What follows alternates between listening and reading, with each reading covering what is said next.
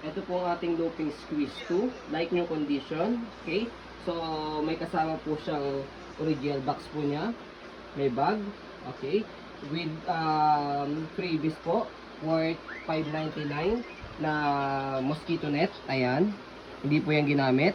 Okay, and also brand new po yung gulong po niya. Okay, pinalitan po namin yan, worth 3499.75. Okay, so meron din pong bag po yung gulong po niya. Ayan. Okay.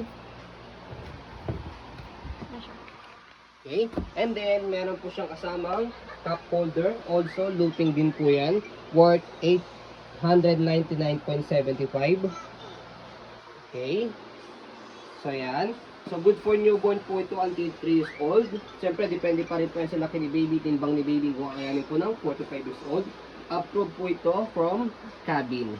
Okay, so ito po yung details po niya. Ayan po yung mosquito net po natin. Okay, so hindi po yan nagamit, kaya hindi po yan naninilaw. Okay,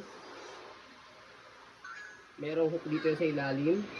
Okay, so ito sinasabit dito. Ayan, meron demonstration po yan dito sa pinakalagayan po niya.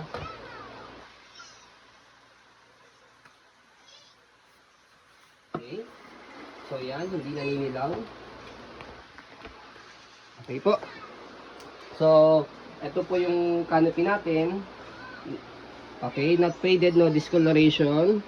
Okay, so yan, ito extension niya, pwede nyo ipasok sa loob.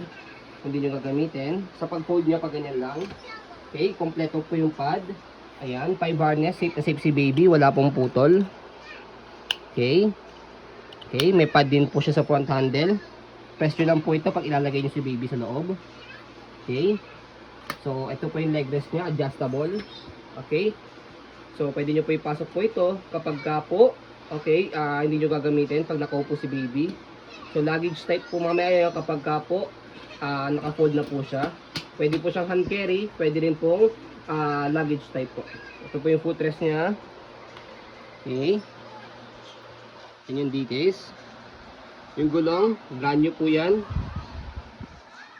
Okay. So, sa body frame, sa kabilang side, ayan yung details. Okay. Ayan. So, gulong sa likod. Okay, again, brand new po yan. Stopper, color green, go. Color red, naka-stop. Okay. Basket, okay din po yung basket niya. So, dito sa likod, press nyo po ito pag gusto nyo pong ihiga. Atake nyo lang po ito pagka gusto nyo pong naka-semi-recline o nakaupo. Okay. So, ayan. Higa muna natin. Okay. So, ito po yung design niya o itsura niya kapag nakahiga. Okay. So, extend nyo lang po yung sa leg rest niya. Ayan. Okay. So, regarding naman po sa handle, Body frame na kabila. okay. So, sa body frame sa kabila, ito. So, yung lock po niya mamaya kapag po pinold. Ayan. So, handle, ayan.